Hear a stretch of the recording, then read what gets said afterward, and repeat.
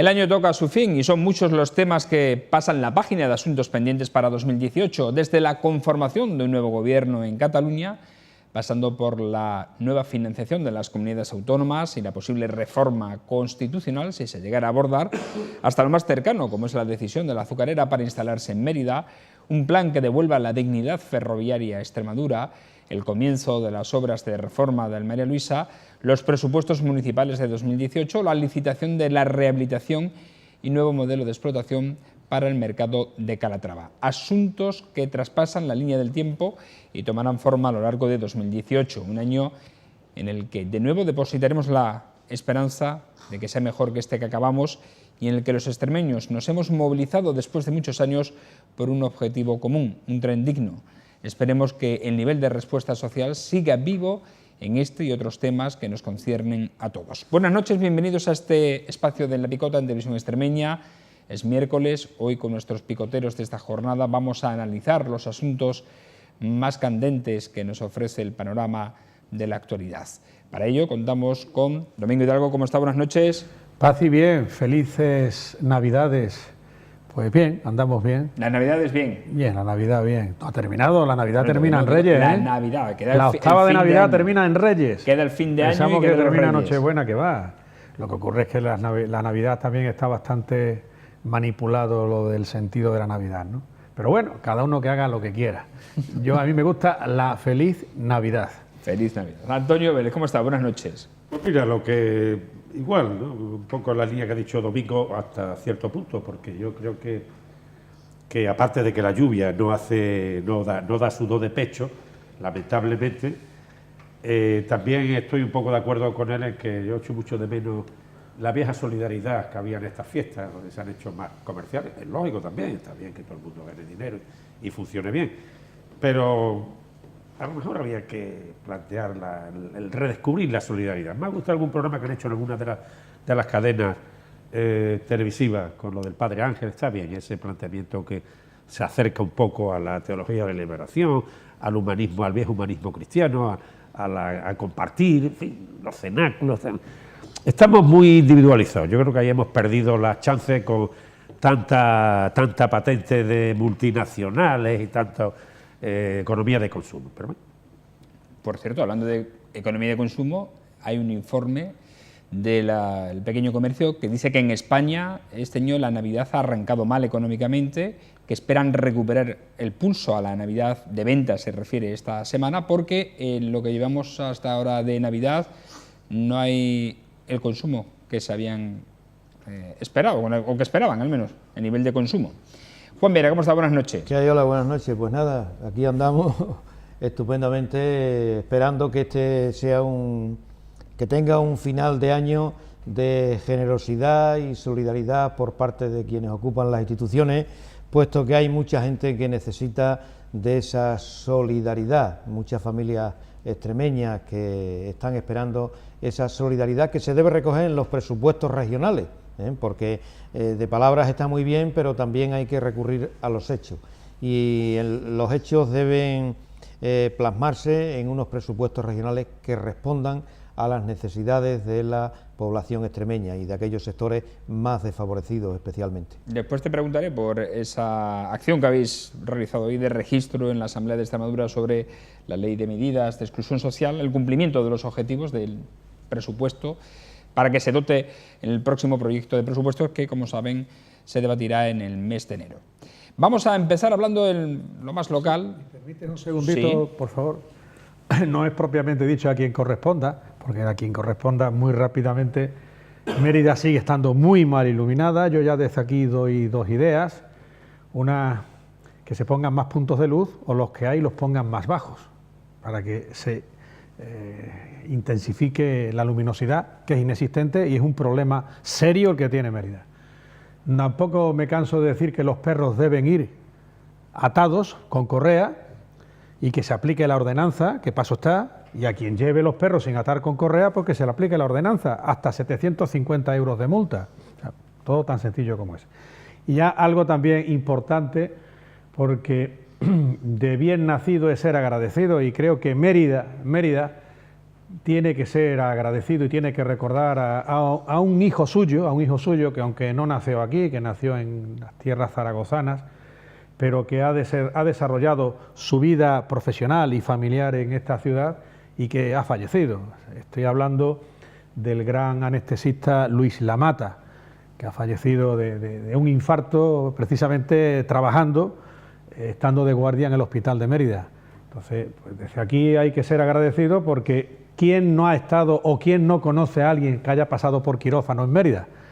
¿Y quién no tiene que pasar por lo que es el crisol, el buen crisol de los anestesistas? Pues bueno, los anestesistas estaban encabezados por Luis Lamata, que daba una seguridad a los propios médicos, a los propios pacientes, al personal médico del hospital, y era un seguro de vida, nunca mejor dicho. Pues bueno, pues que Dios lo haya acogido en su reino, ¿no? Y yo desde aquí, pues, creo que no hablo en mi propio nombre, que también, sino en el nombre de muchísima gente. Descanse en paz. Ese sentimiento de pésame, indudablemente. Comenzamos a hablar de lo más cercano. Como ya hemos comentado, el Consejo Rector del Consorcio de la Ciudad Monumental de Mérida ha aprobado el proyecto de presupuesto para 2018, que asciende a 4.700.000 euros, lo que supone un incremento del 14% real, al que se suma un remanente de tesorería. La cantidad total supone un incremento del 28,68% respecto al ejercicio anterior. De esta cantidad se destinarán 2.184.000 euros al capítulo de actividades, proyectos, entre los que destacan los trabajos de conservación y adecuación a la visita del Teatro y Anfiteatro Romano, la mejora de la Plaza Margarita Xirgu y la primera fase de adecuación de la Casa del Anfiteatro, cuya apertura se proyecta para 2019.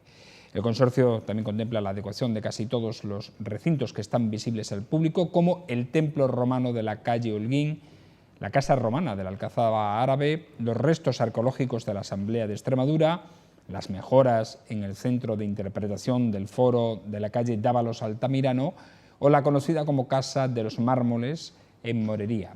Con motivo de la conmemoración del 25 aniversario de la declaración de Mérida como Ciudad Patrimonio de la Humanidad por la UNESCO, se han contemplado también una serie de actividades, entre las que destacan exposiciones y excavaciones arqueológicas con recursos propios en el peristilo del Teatro Romano y la Casa del Anfiteatro. También el taller de arqueología de la Fundación Dual Gémina, promovido por el Consistorio, realizará trabajos de excavación en la Huerta de Otero, si bien la excavación definitiva deberá concluirse con financiación externa al consorcio, tal y como se anunció por parte de esta entidad. ¿Qué te parece, Antonio, tú que has sido muy reivindicativo con las excavaciones en Mérida del yacimiento arqueológico, estas actuaciones que se prevén para 2018?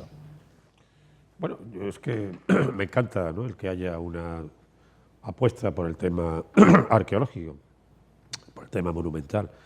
Mérida, a mí me tocó durante varios años desarrollar la gestión que dio lugar al final en Cartagena de Indias en 1993 de la declaración de Mérida como Patrimonio de la Humanidad, y tengo que decir que la opinión de los expertos, Mérida conformó un magnífico expediente, y la opinión de los expertos siempre fue que Mérida apabullaba. ¿En qué sentido? Pues porque, bueno, concretamente el comisionado de ICOMOS, un británico, un escocés, John Clare, le decidió enormemente, porque había ciertas tensiones con Mérida por otras zonas, incluyendo la actitud del presidente de la UNESCO, Federico Mayor Zaragoza, que estaba ahí buscando otras historias. Bueno, en fin, eso es la intrahistoria, que tampoco viene a cuento, ¿no?, porque hubo muchos actores en aquel proceso que fue muy concienzudo, pero digo con todas las consecuencias que la opinión del representante del ICOMOS, de la UNESCO, era Clare, dijo: el único lugar del mundo donde se puede ver el funcionamiento completo de una ciudad romana es Mérida. ¿Por qué? Entre otras cosas porque los metimos en las galerías romanas, en la Guina, en la zona más arriba de la Godina, en la zona del regato de Matarromera, de las Tomas, y pudo andar muchos metros con las linternas y tal, con las botas catiuscas llenas de agua, y vio que efectivamente había un conjunto excepcional. Y curiosamente, Mérida, que tomó mejor posición en el año 1973, con la declaración de conjunto histórico arqueológico, entre otras cuestiones porque la nocturnidad, la alevosía, la agresión a los monumentos era brutal, ahí tomó otros vuelos que decantaron en una mejor situación. De hecho, alrededor del tema arqueológico en Mérida funcionan varios centenares de personas, y no digo si se le añade el conjunto turístico, hotelero, restaurador, en fin, eso es un mundo impresionante. Y sigo defendiendo en todas las medidas que esa es una, le guste a quien le guste o no le guste a quien le guste, en fin, yo digo mi opinión y tengo derecho a emitirla como ciudadano libre, que una de las grandes especializaciones de Mérida, quizás la más grande, es la arqueológica, la monumental, porque Mérida podía perder todas sus joyas, todos sus laureles, todos sus mantos, sus púrpuras, pero evidentemente le quedaría siempre la realidad que definió Larra como el niño dormido en los brazos de un gigante. Mérida ahí juega muchísimo, y creo que hay una serie de cuestiones que me gustaría comentar en otra intervención respecto de cuáles deben ser las líneas de actuación que determinen la voluntad política clara sobre esa cuestión. Domingo, ¿qué opinión te merece este calendario de actuaciones? Bueno, no está mal. En primer lugar, que el consorcio se publicite un poquito. Yo no se me olvidará nunca cuando allá hace el año 2000 o por ahí, hace ya más de 15 años, siendo yo diputado en la Asamblea de Extremadura, pedía las cuentas y que pedí mucha información sobre el consorcio, y era todo opacidad. El consorcio no había manera de que fuese diáfano y hubiese una mínima claridad. Bueno, pues yo me alegro de que el consorcio cuando menos se quiera publicitar. Nos dicen que son casi, bueno, los presupuestos no está nada mal, 4.800.000 euros, que no está mal. Bueno, ese presupuesto ya le gustaría tenerlo a muchísimas empresas, cuidado, y sería muy interesante que todas esas cuentas se publicitaran. Y yo me gustaría ir a más, ¿Por qué no se intenta popularizar el consorcio? ¿Por qué no hacen libros y promueven libros a los que, en vez de tenerlos para hacer regalos cuando viene una personalidad a Mérida, hagan libros y promocionen libros y bibliografía a unos precios populares? Siempre nuestro común amigo Pepe Caballero se llama, ¿no, alcalde? El gran libro que hizo sobre Maximiliano Macías. Ese es un libro que no sé si estaría promocionado también por el consorcio, pero es un libro que prácticamente es imposible de acceder a él, porque es un libro de lujo, es una edición de lujo. Entonces, ¿quién accede ahora mismo a la bibliografía del consorcio? Los elegidos, la nomenclatura de la cultura, los consejeros, los directores generales, los diputados, los concejales, los delegados de cultura. ¿No habrá alguna forma de acercar la cultura a la gente? Y para eso podemos empezar no haciendo ediciones de libros las más caras y con poca tirada. Podemos intentar hacerlo al contrario, ¿no? Para acercar la cultura a la gente. Después, esto es bastante vago. Se va a hacer. Bueno, no se dice que se ha hecho en este año. Porque lo primero cuando acaba un año es decir, se ha hecho en el año 17 esto, se hace un balance. Con este presupuesto lo hemos utilizado en esto y estos son los resultados. ¿Se ha ejecutado todo el presupuesto? No se ha ejecutado. Segundo lugar, una vez examinado y comprobado lo que se ha hecho en el 17, pues que se diga lo que se pretende hacer en el 18, porque si no son brindis al sol. Porque ¿quién controla las cuentas del consorcio?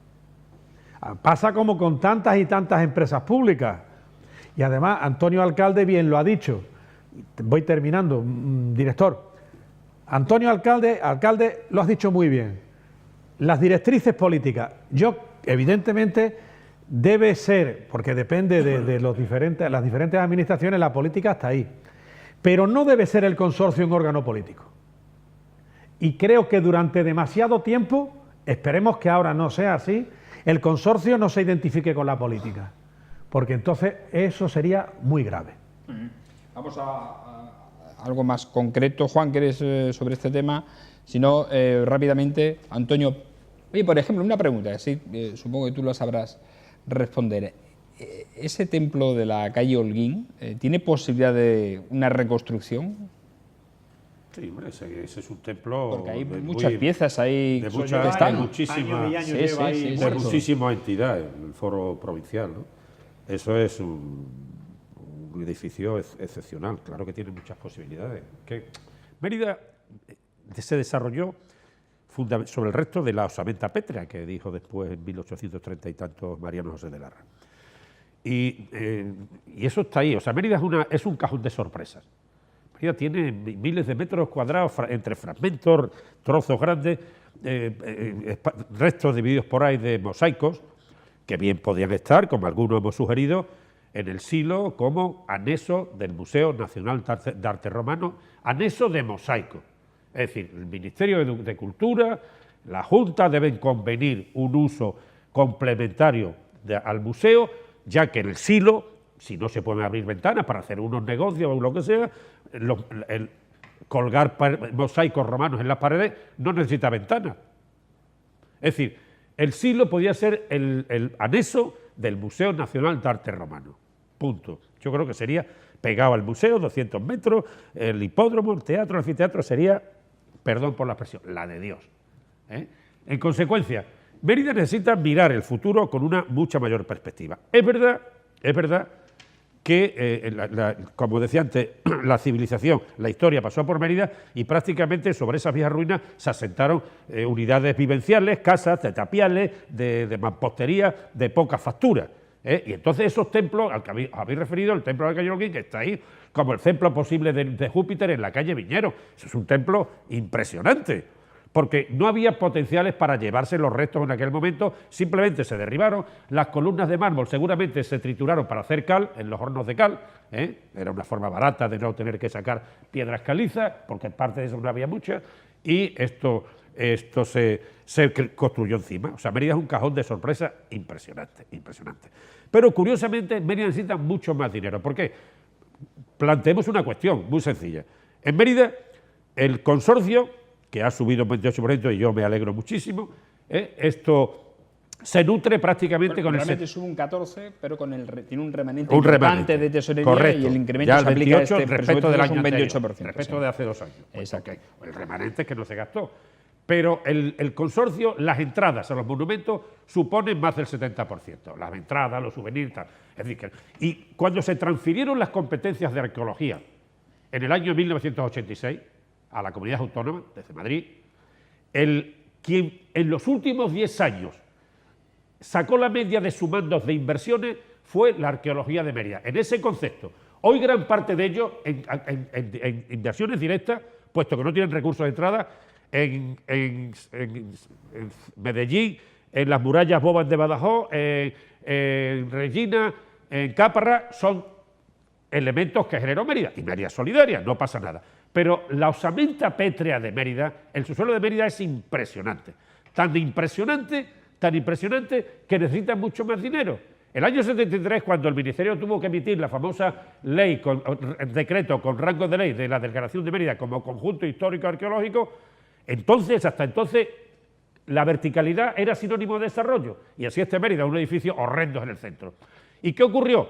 Pues que por la noche se entraba con nocturnidad y alevosía y se arqueaba todo, se liquidaba todo.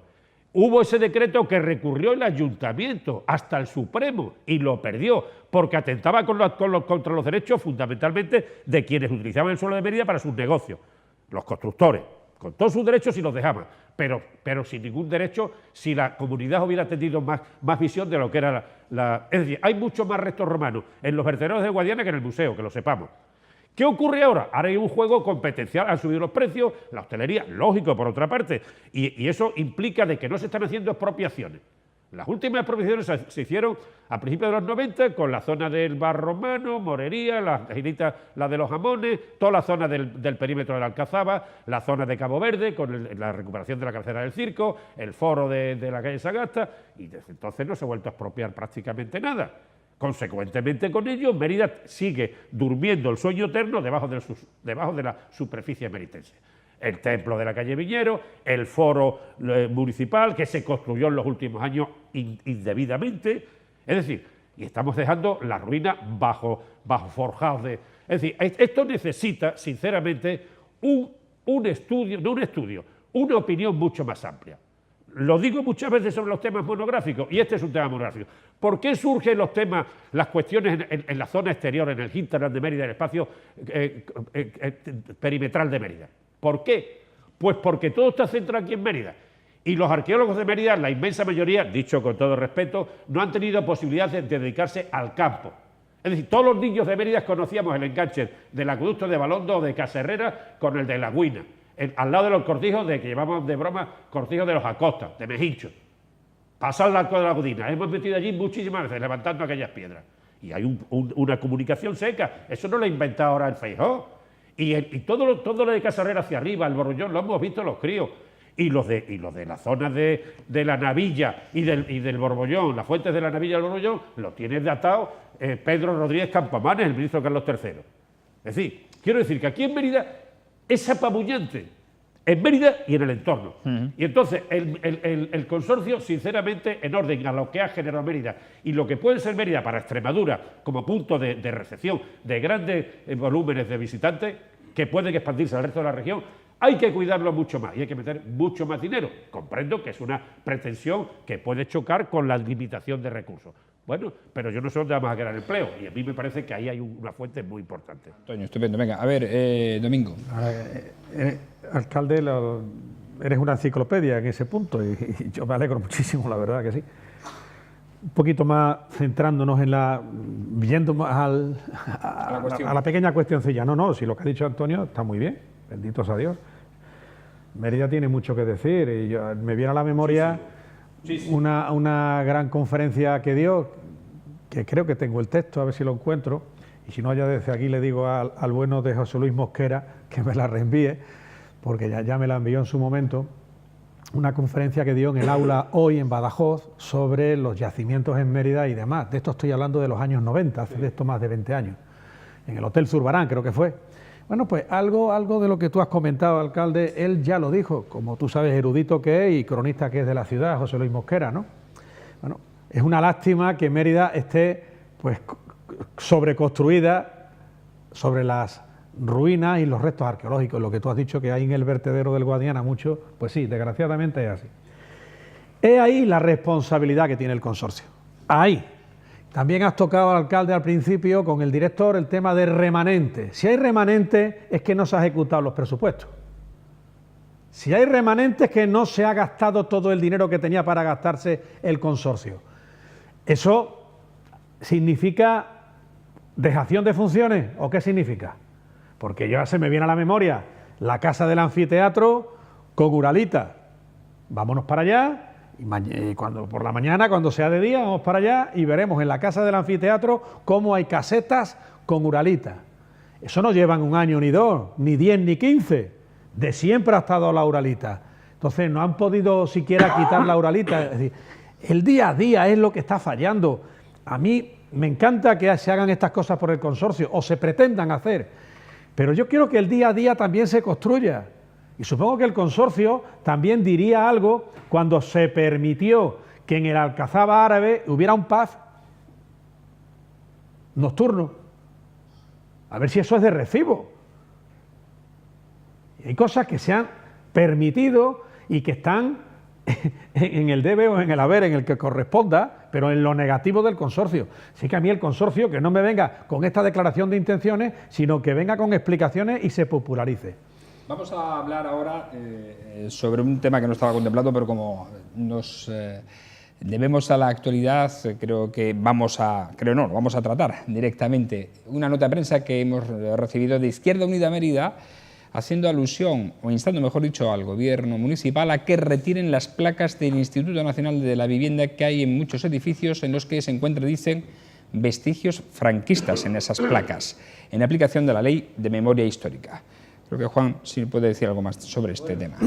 Yo la referencia que tengo, sé que la Diputación, a través de la Comisión para la Memoria Histórica que creo, ha hecho una revisión de las localidades y ha estudiado en aquellas localidades elementos que deben ser modificados de acuerdo a la Ley de la Memoria Histórica, ¿no?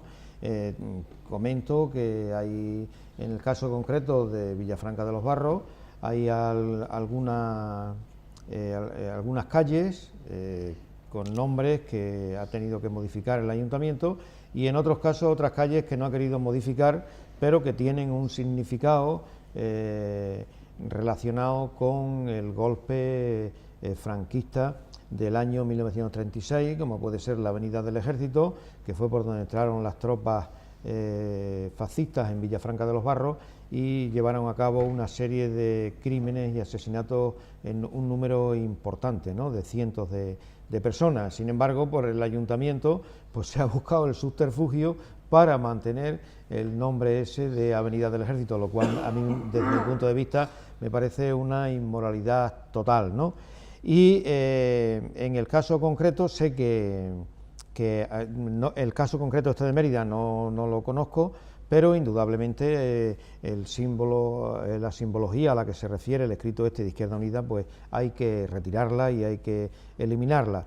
De todos modos, sé que ahora hay un intento de reforma, de ampliación de la Ley de la Memoria Histórica que se está planteando, que se va a plantear en el Congreso de los Diputados, pero hay una cuestión que no se toca en esto de la memoria histórica, puesto que de alguna manera, digamos, lo que se toca son los elementos más superficiales, ¿no? Lo que se intenta es que de alguna manera la Administración contribuya junto con las personas que tienen, en la reforma que se quiere hacer de la memoria histórica, las personas que tienen aún familiares desaparecidas en las cunetas y en sitios que no están localizados y tal, que haya una contribución económica. La reforma se plantea algo de esto entre ambas partes, ¿no? Pero el elemento principal sigue sin tocarse en la Ley de Memoria Histórica, que es la anulación jurídica y la restitución jurídica de todas aquellas sentencias que se dictaron por tribunales de la época franquista. Es una cuestión difícil, pero que de todas maneras, si queremos un restablecimiento de la memoria histórica y recuperar el pasado para que no vuelva a ocurrir, hay que tratar eso en el fondo de la cuestión, en todos los elementos que de alguna manera determinan esos comportamientos para eliminarlos, para que no se vuelvan a repetir, ¿no? Antonio. Bueno, yo, sinceramente, yo creo que se ha perdido mucho tiempo. Ahora, de pronto, no tengo nada que decir, vamos, a inventar ni una coma lo que ha dicho Juan, pero yo creo que se ha quedado ahí un largo espacio vacío, en lo que no se ha hecho mucho caso a esa realidad de mucha gente que estaba expectante, muchas familias que querían soldar un lastre, una ruptura emocional, lamentablemente. Pero ahora llegamos hasta niveles que son un poco lamentables, ¿no? Porque vamos a revisar hasta componentes cronológicos. Yo, el escuchar que querían quitar la calle Babiano Giner y Francisco, bueno, pues es que eso está ahí, eso está ahí. Posiblemente había que revisarlas, algunas cuestiones, pero cuando yo fui alcalde, cuando se fue Martín López y entró alcalde hasta el año 83, fui alcalde a finales del 81, yo entendía que había una ruptura emocional en una parte de la ciudad. Gobernábamos, había una comisión de gobierno, una comisión permanente, que era una representación del pleno de todos los partidos. Y un símbolo que representaba a una sola parte, que era la Cruz de los Caídos de la Rambla, yo la quité, lo llevé a la comisión de gobierno, remodelé el parque y quité la cruz. Y en el lugar donde estaba la cruz se puso una quercinia, que es un símbolo anímico y natural, edafológico, del bosque mediterráneo. Y ahí está, el alcornoque, ¿no? ¿Y por qué? Porque la Cruz de los Caídos de Mérida era un símbolo de una sola parte. Hubo problemas, hubo opiniones en contra, lógicamente, pero se hizo. Y yo cambié también toda la nomenclatura de los callejeros, sin hacer tantos aspavientos. Pero yo no sé dónde está el cadáver de mi tío Gonzalo Vélez Escobar, nacido en el año 1915 y fusilado porque era socialista, simplemente, y porque era un activista. Trabajaba en Eléctrica Ruiz, era mecánico electricista de la calle Santura. No sé dónde está el cadáver. Y la familia no tuvo una connotación en ese aspecto porque aquello fue un largo silencio. Y ahora, yo estoy hablando que remodelé el Parque de la Rambla y eliminé la llamada Cruz de los Caídos, que solo representaba una parte. Y lo digo con todo el respeto a todas las partes, pero evidentemente aquello no era representación del conjunto. Santa Eulalia sí representa a todo el mundo, incluso mi padre, que era un hombre de izquierda y no iba a misa, sin embargo, era respetuoso.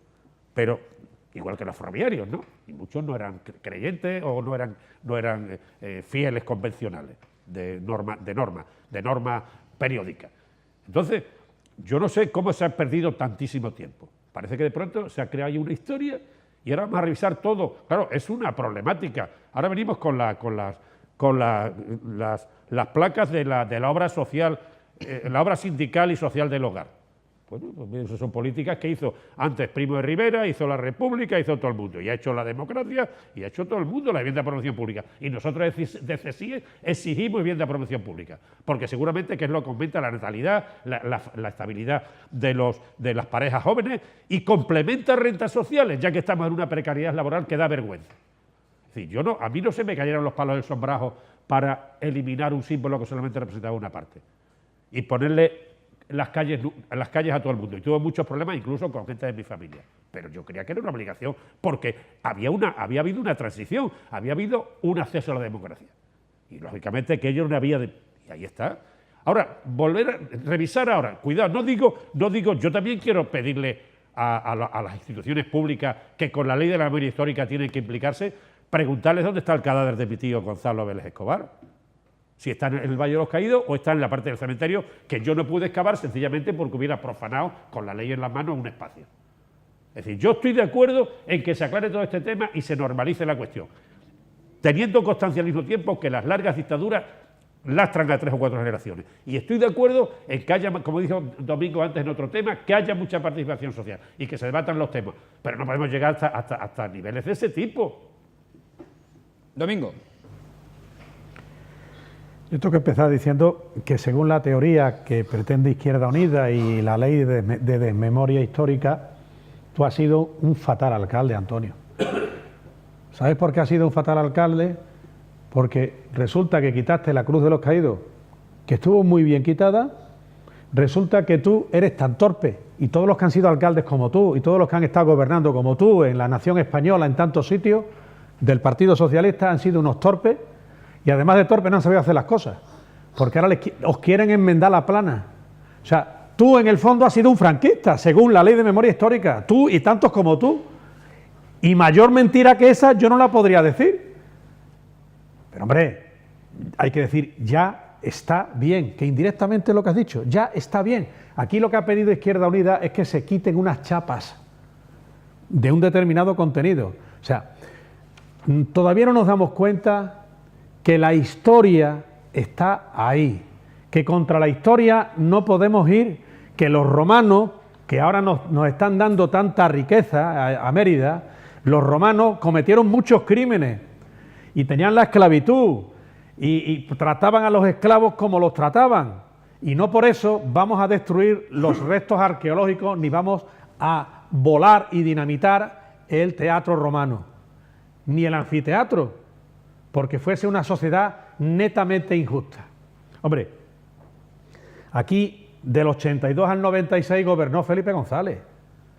Otro subnormal profundo, parece que ha sido un subnormal, porque no ha caído en lo que ha caído el que fue y ha sido el peor presidente de España, que es Rodríguez Zapatero, que ha traído de nuevo los vestigios de la guerra civil, como si la guerra civil no hubiera finalizado en el 39 y como si la dictadura franquista y el totalitarismo franquista no finalizara el 20 de noviembre del 75 y se implantó después el sistema democrático, la monarquía parlamentaria.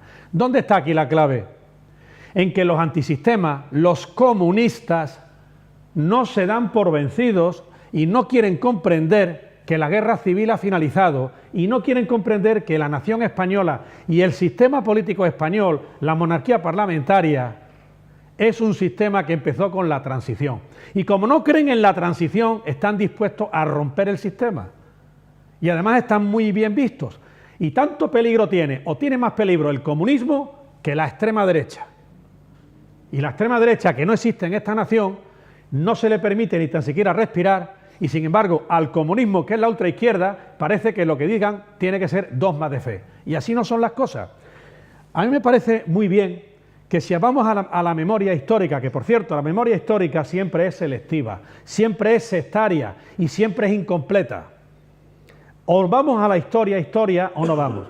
Y aquí se ha tocado temas como, por ejemplo, vamos a anular sentencias. ¿Y qué hacemos con las sentencias de los tribunales populares de la República, de la zona republicana? ¿Y qué hacemos con las decisiones que ni tan se inventaron en las checas y las torturas que hicieron? ¿Y qué hacemos?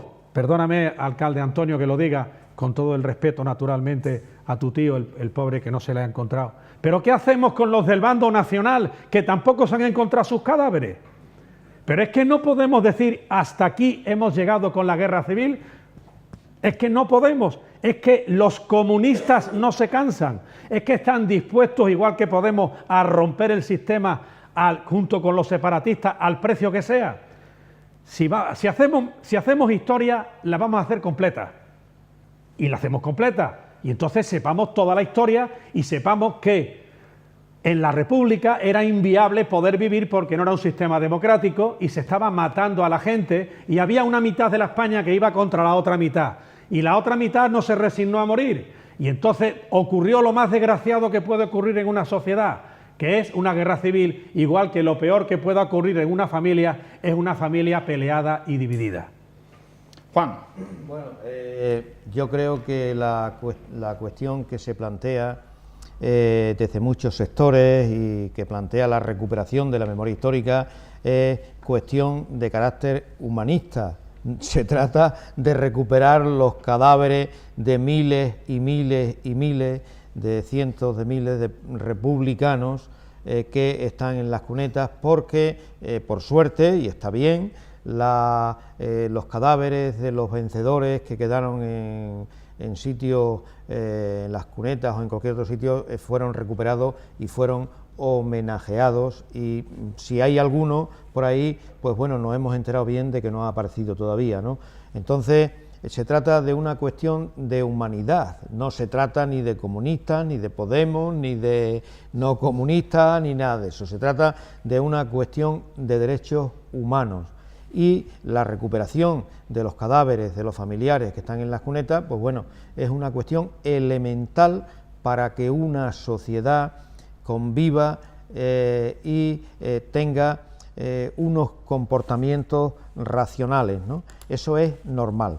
Otra cuestión importante es la memoria histórica. La memoria histórica es cierto, como dice Domingo, que es selectiva, pero la memoria histórica que tenemos en este país es la memoria que han querido darnos los vencedores, la memoria histórica de aquellas personas que murieron o que defendieron la República ha estado silenciada, ocultada, y cuando empieza a aparecer con síntomas todavía muy débiles es precisamente una vez que en este país se producen las libertades democráticas. En ese momento empieza a aparecer, a conocer algo de la memoria de los que perdieron la guerra civil. Y otra cuestión que es conveniente aclarar, que no se puede considerar a unos como buenos, a otros como buenos, en fin, cuestiones relativas. No, aquí lo que hubo en este país fue un golpe de Estado contra la República, una República que intentaba poner en marcha una reforma agraria, que intentaba crear una sociedad moderna y laica, quitándole el poder a los curas, en este caso, perdón, a la Iglesia Católica, una república que intentaba popularizar una enseñanza democrática, etcétera, etcétera. Y lo que se... Entonces, bueno, lo que vamos se a eliminó, convertirlo en lo un que debate se, ideológico y no quiero, vamos a hablar sobre la medida en sí, ¿vale? Sí, bueno, yo estoy un poco comentando lo que se está comentando, ¿no? Entonces aquí lo que se acabó de manera brutal, criminal, fue la República, y en eso poco a poco, como he dicho antes, se empieza a recuperar. Hubo una serie de gobiernos democráticos que quizás atendieron otras cuestiones antes, y en este caso Rodríguez Zapatero puso en marcha una ley de memoria histórica que ha servido para recuperar ciertas cuestiones de aquella historia, pero que aún faltan muchas cosas por recuperar. Y digo una cosa, una sociedad no tiene una cohesión social, no mantiene una convivencia, hasta que no se conocen todos los elementos del olvido. Y eso es fundamental para que los españoles, en este aspecto, superemos aquel amargo trago que supuso el golpe de Estado contra la República. Antonio. Bueno, yo me quedo, quizás Domingo está con mucho énfasis, con toda la razón. Yo me quedo con el humanismo de Juan, porque es un poco el postulado que yo planteaba. Es decir, yo no puedo admitir nunca que el triunfo de Franco en la posguerra, con su potencial, se establezca sobre elementos de depuración y de asesinatos fríos, de eliminación. Eso, hombre, si se lo comparamos con la famosa carta, el famoso artículo de Ortega y Gasset, con el error Berenguer, cuando critica la dictadura de don Miguel I de Rivera, que no mató a nadie, porque los sucesos de Jaca los sustanció Berenguer, pero aprovecha Damaso Berenguer, pero lo aprovecha para poner a parir al pobre Primo de Rivera, que había eliminado un sistema parlamentario, Antonio, vamos a la cuestión, que era porque censitario. si No, pero vuelvo al hilo. Ese tema, efectivamente, el valor de redescubrir, de reentrar, eso debía ser un principio básico. Es posible que hubiera gente del bando vencedor que no se encontrara y que fueran tratados duramente, pero fueron infinitamente más los que quedaron en el anonimato. Y ahí se juega al texto de Sófocles, al texto de Antígona. Antígona se rebela contra Creonte, el dictador, porque no le deja enterrar el cuerpo de su hermano Polinices. Y ella se mete en la cueva y llega Ismene, la hermana, a vencerla, y termina muriendo porque ella quiere defender lo que se hacía siempre en la guerra, la tregua para enterrar a los muertos.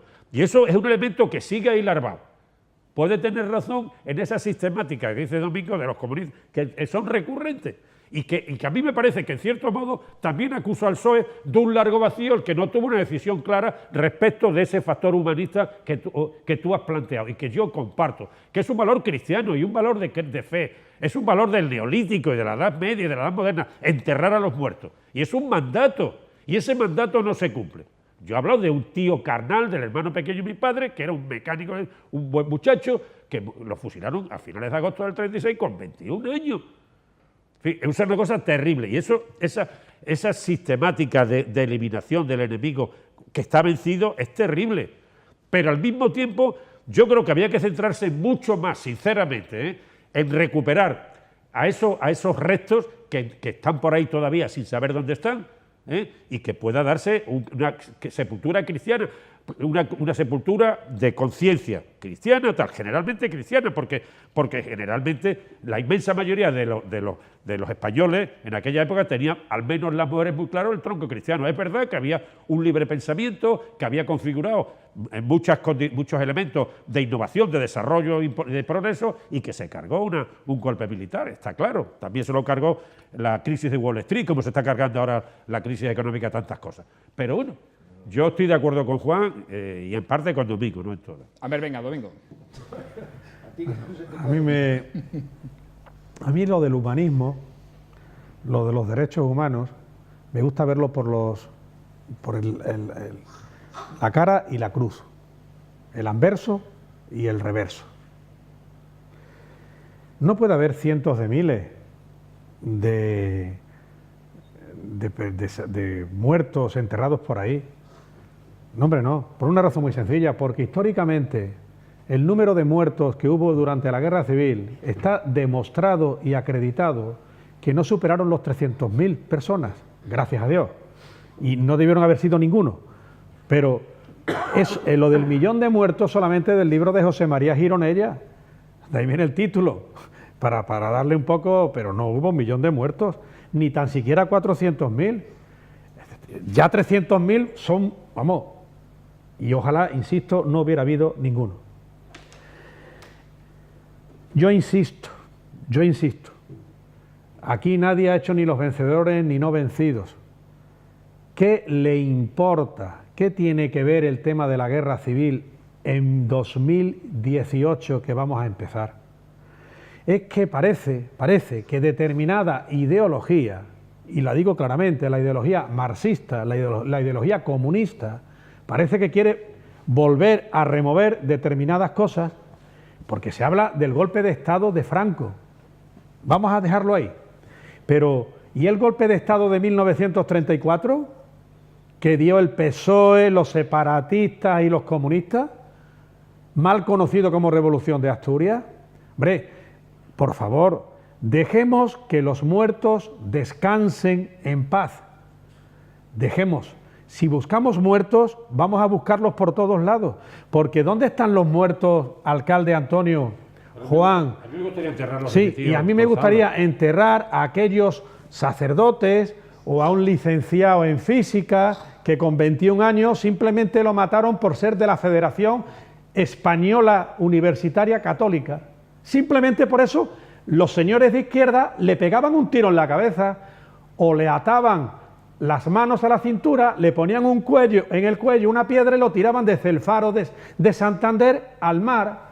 Esas eran los... Entonces, mal está eso, sí, mal está lo otro también. Por favor, estamos en democracia. Por favor, ha habido una ley de amnistía. Por favor, ha habido un perdón.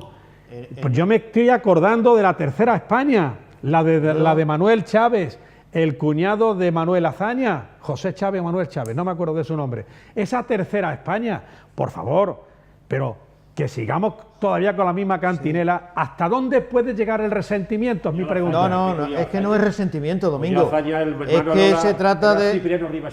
No, Manuel Chávez o Chávez, el que hizo también una gran biografía sobre Domingo, el torero no entendamos las cosas como resentimiento. No, pues, entendámoslas desde el punto de vista de que hay muchas familias... Pues busquemos a todos los muertos de los dos lados. Claro, los dos lados. No, si lo de los vencedores, los muertos de los vencedores, raro. Bueno, puede haber algunos, puede haber algunos, pero la inmensa mayor, los 100.000 y pico, que se busquen y se supriman muchos que no hay juicios, 100.000 y pico. Muchos juicios que sirvieron. El otro día hubo un programa, en una emisora de carácter nacional, concretamente en la cadena SER, en donde se iba por los pueblos y algunas familias comentaban que mediante juicios y tal le habían quitado todas las propiedades. La habían quitado todas. Entonces, hay la ley de amnistía, a la que te has referido antes, sirvió, entre otras cosas, para amnistiar a muchos de los que participaron y organizaron aquellos crímenes. En fin, ya seguiremos. La ley de memoria histórica, si no me equivoco, es de noviembre del año 7. Sí. Han pasado 10 años. Pues yo echo de menos que en esos 10 años haya habido mucho más actividad por parte de los partidos democráticos y los partidos de izquierda. Rajoy quitó de los presupuestos, eliminó todo el dinero que había para este tipo de actividades. En el mausoleo del cementerio donde representamos a todos los represaliados de izquierda, no hay ningún cadáver, no habrá más de 3 cadáveres reconocidos. Y yo me siento dolido, porque estuve trabajando con mucha gente, y he leído a Spinoza y he tenido mucha amistad y he estado en ese mundo. Y está en la Comisión Regional de la Memoria Histórica y sin embargo, lamentablemente se ha perdido mucho tiempo. Lo que hay que hacer por los fallecidos es rezar por sus almas y buscar los cadáveres. Y buscar los cadáveres si se pueden encontrar, porque como tú sabes, aquí hay mucha gente que está ganando dinerito con el tema de la memoria histórica, Sí. Y sabes que se está escarbando mucho y en sitios donde no se ha encontrado nada, pero eso hay que pagarlo. Sí, pero... Que aquí al pairo de muchas pues, leyes hay gente que... No va a inventar nada, no se inventar nada con quitar las placas de la vivienda. Lo que hay que... Vamos a hablar ahora. Hay que buscar a esa gente. Vamos a dejar a las dos Españas y vamos a irnos a las dos Cataluñas. Perdona, yo no soy de ninguna de dos Españas. No, yo soy al debate. Yo me gusta estar en el sentido. Y da la casualidad que muchos de los que piensan como yo no tienen la posibilidad de decir lo que digo o no se atreven. No, sí, lo único que he dicho es parafrasear. Porque aquí la sobre izquierda, la tercera España, pues como tú bien sabes, en los medios de comunicación la izquierda florece siempre y están siempre más representados que los que no somos de izquierda. Domingo, ¿es así? ¿Qué le vamos a hacer? Bueno, aquí has tenido más tiempo ahora en este debate, que lo sepas. Muchas personas que están ahí enterradas no eran ni de izquierda ni de derecha, simplemente llegaron a los pueblos y los fusilaron y punto. Sí. Pero por los dos lados, por favor. Bueno, sí, pero señores, yo digo lo que dice... Vamos a hablar ahora de Cataluña y vamos a hablar de la gobernabilidad de esa comunidad autónoma. Ya han pasado las elecciones. Juan, que ya está, que se acabó ya. Íbamos a hablar de las placas y nos hemos ido a... Hombre, tú sabías que esto terminaba así, Juan. Sí, por eso... Digo, director Frank. Claro, por eso le sacaba. Tú sabías que terminaba así. Bueno, en cualquier caso, vamos a hablar de Cataluña. de la gobernabilidad, como decimos en esa comunidad autónoma, porque el Partido Popular discrepa directamente y abiertamente, frontalmente, contra la decisión de Ciudadanos de no mantener contactos ni con Esquerra Republicana de Cataluña ni con Junts per Catalunya, con el objetivo de intentar la investidura de su candidata Inés Arrimadas. Para los populares, tal y como ha expresado el portavoz en el Congreso, Rafael Hernando, señala que es responsabilidad de la cabeza de lista de la formación naranja intentar el cambio de gobierno en Cataluña. Hernando recalca que Arrimadas ha ganado las elecciones y tiene que reivindicar su victoria.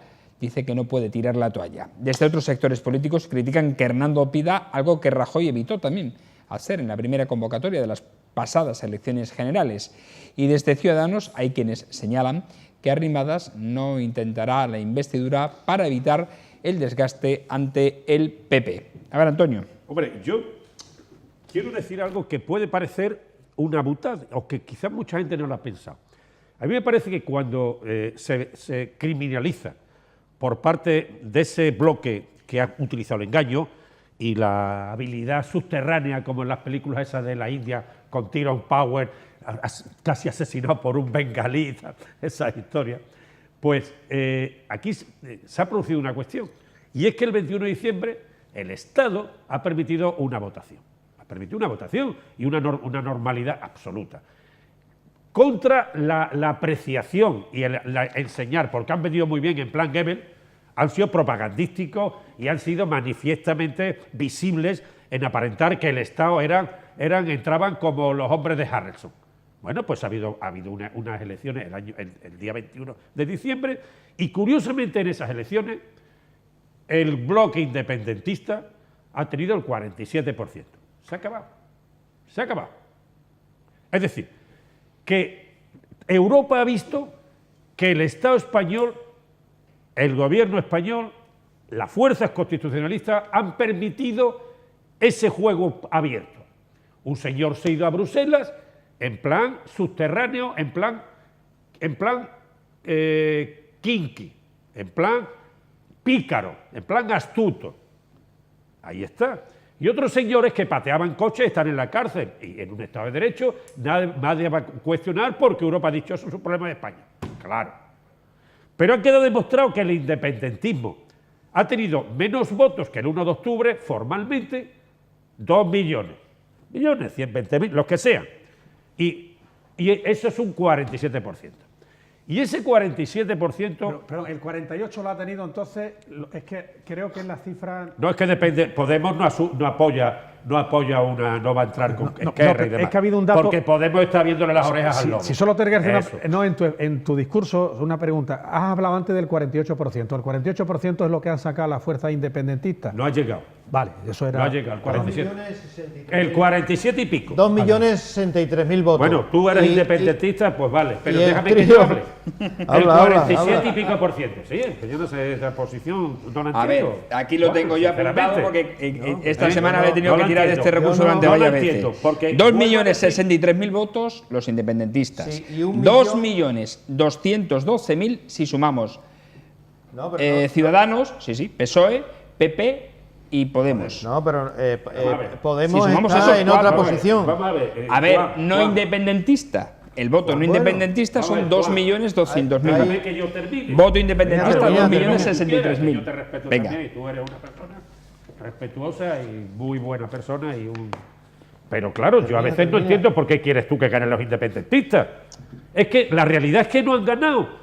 Han tenido el 47%. Aparte del error de Iceta, es un error manifiesto, porque ha dejado mucha gente huérfana, y ahí comparto, aunque tenga cosas diferentes de opinión con él, la opinión de Ibarra. Hace ya muchos años que mucha gente lo hemos dicho. El PSOE tiene que presentarse en Cataluña con su sigla, porque Iceta ha pecado de dos elementos. Uno, una especie de escenificación de puentes de diálogo y de posible gobierno, y otro, el indulto a los golpistas. Claro, pero si allí se ha dilucidado que ha sido un plebiscito, y el plebiscito no lo han ganado los independentistas. Es más, cuando el Estado de Derecho en la sesión de investidura, si no viene tal o viene Puigdemont, pues tendrán que encarcelarlo. Y si siguen en la misma tesitura, porque eso es unas elecciones territoriales, tendrán que suspender la autonomía de Cataluña. De hecho, hay movimientos ya que están planteando lo de Tabernalia o algo así. Tabarnia,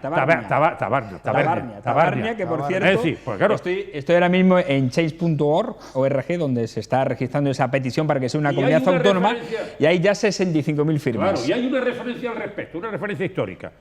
Y permitidme, por favor, es necesario que me lo permitáis, aunque sea medio minuto. Adelante, alcalde. En el año 1918 terminó la Primera Guerra Mundial.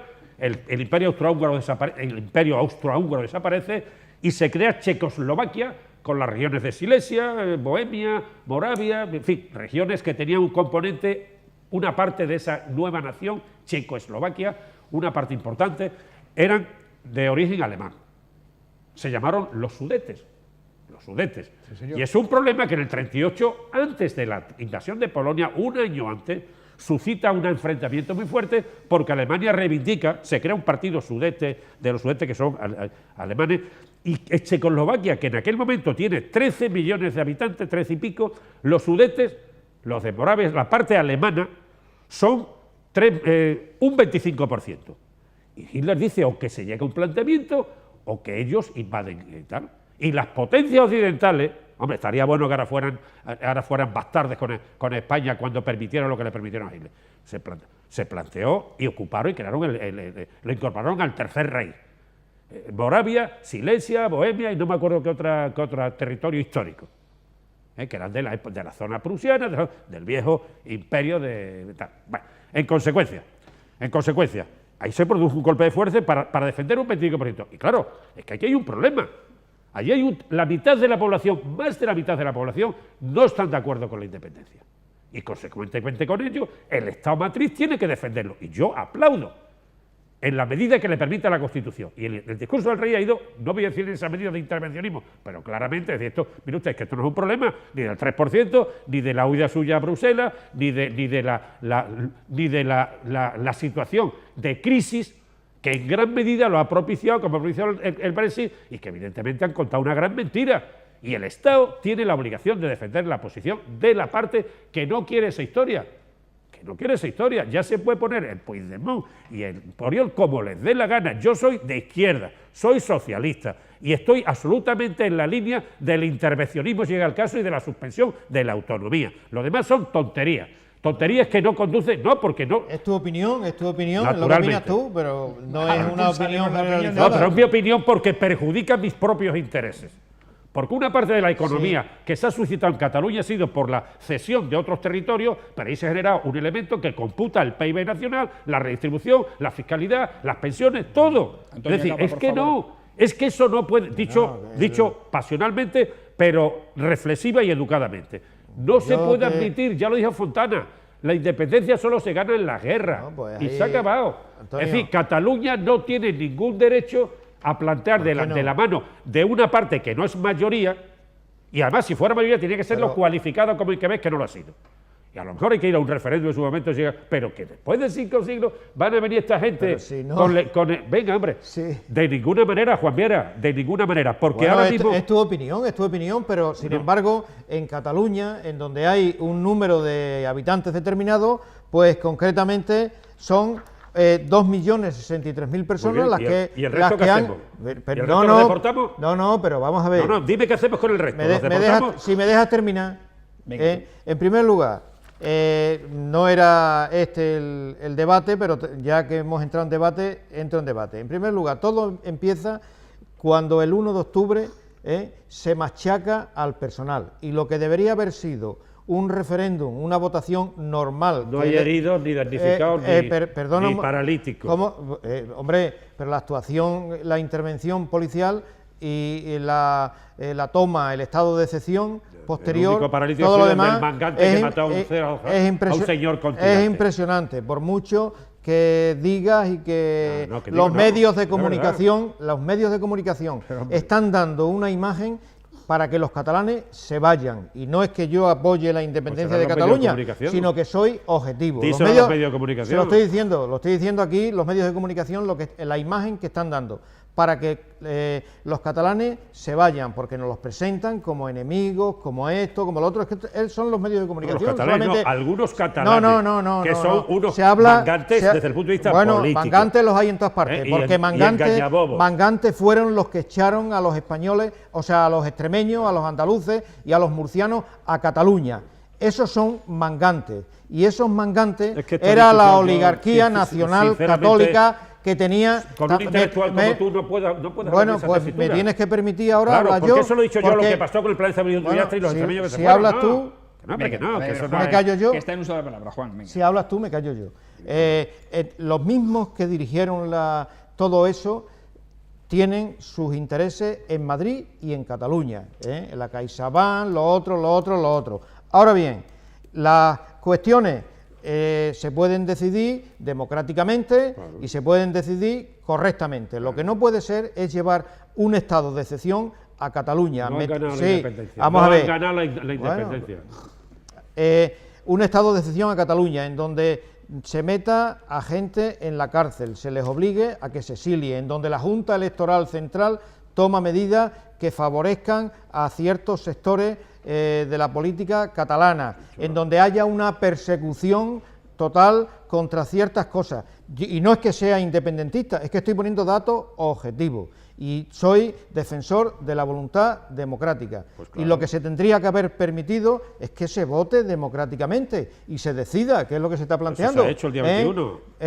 Sí, se ha hecho el día 21... No, era un referéndum ilegal, el día 21, bueno, pero antes de ese referéndum ilegal se podría haber planteado. Sí, querido, no ha pero muerto nadie, lo que ocurre es que existe ahora mismo existe una dirección política en este país, en donde está el PP, el PSOE y Ciudadanos apoyando, que sirven unos intereses, y no conviene que en Cataluña se vote democráticamente, porque entonces pueden pasar otras cosas en el resto del país. Y ese es el problema general que hay. Y no hay que mirar las cosas desde otro punto de vista. Domingo. Viendo lo que es el tema después de las elecciones estas, hay que partir de la siguiente base. Y no hemos hablado de Arrimadas y de si debe o no debe presentar yo voy a entrar ahí, a la investidura. Debe presentar opciones, claro que sí. Yo voy a entrar ahí. Ojalá. Yo tenía pensado hablar de eso, pero se me ha ido el asunto. Solamente hacer un comentario. Domingo, permítame. Coloquialmente, Rajoy, la independencia de Cataluña. Rajoy orienta. ¿Tienes tanta obsesión con la independencia de Cataluña? Que yo no tengo obsesión que la independencia de Cataluña. Mira, Noruega se separó de Suecia sin conflicto armado. Los países de la Unión Soviética, Letonia, Lituania y tal. Hitler defendió una minoría, los Sudetes, 25% de Checoslovaquia. Hablemos de esa historia. Sin embargo, hay del simplismo de lo que no ha pasado. ¿Cómo que no? Noruega se separó de Suecia. Sí. Letonia, Lituania y Estonia se separaron pacíficamente.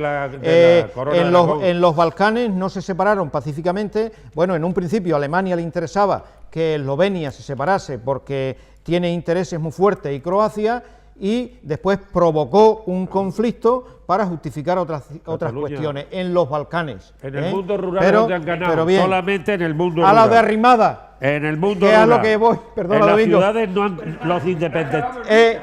Rajoy está recomendando a Arrimadas que haga eso por una razón, porque él está gobernando en Madrid, ya lo he comentado antes, tranquilamente, con una oposición que se lo permite. En el mundo rural. No, han ganado, han sacado 2 millones. Domingo, está claro. Con permiso. Venga, Cataluña sí que ha robado. Te pongo otra vez la objetividad. Con permiso, vamos a ver. En un Real Madrid-Barcelona, que el otro día, yo soy del Madrid, pero barrió el Barcelona al Madrid. Yo también soy del Madrid. Barrió el Barcelona al Madrid, por mucho que la mayoría del público que era madridista quería que ganara el Madrid, no ganó el Madrid. Quiero decir con eso, que las mayorías no siempre llevan la razón.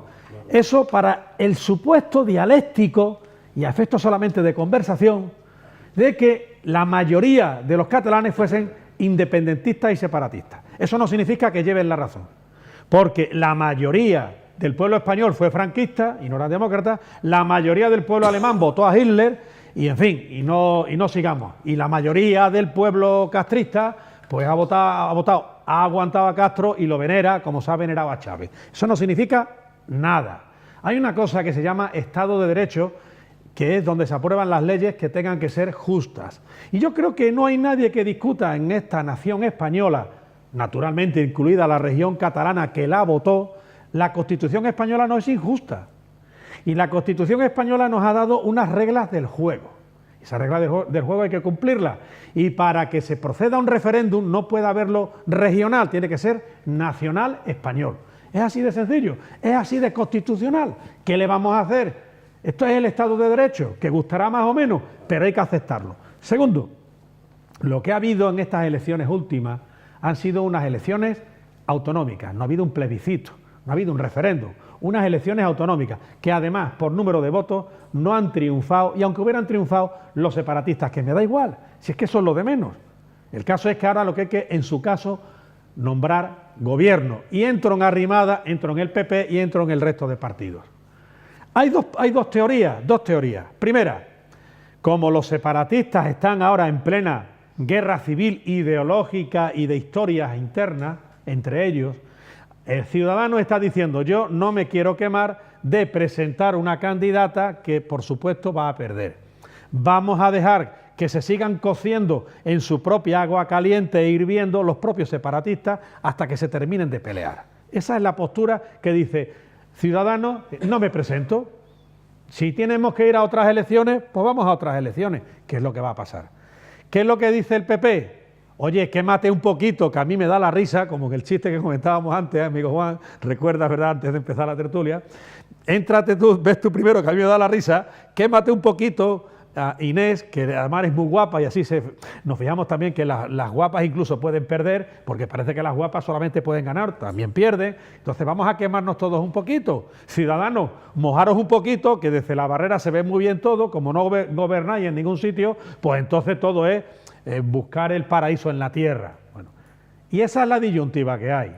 ¿Dónde va a abocar esto, a mi entender? En unas nuevas elecciones.